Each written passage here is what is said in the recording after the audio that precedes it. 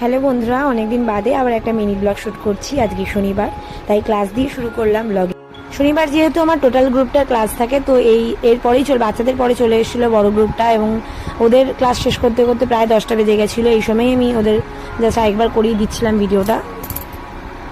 রাত অনেক হয়ে গেছে, কিন্তু আজকে তাও মিস্টার চক্রবর্তী বিরিয়ানি খাওয়ার খুব ইচ্ছে হয়েছিল, তাই আমরা বিরিয়ানি কিনবো বলে অনেকগুলো দোকান করেছি। যেহেতু 10:30টার উপর বেজে গেছিলো, তাই প্রায় সব দোকানই বন্ধ ছিল। জানি না কেন আজকে হয়তো ভাগ্যে বিরিয়ানি ছিল না, কিন্তু লাস্ট অব্দি আমরা রেড ড্রাগনে পৌঁছে যাই এবং সেখানে বিরিয়ানি থাকে।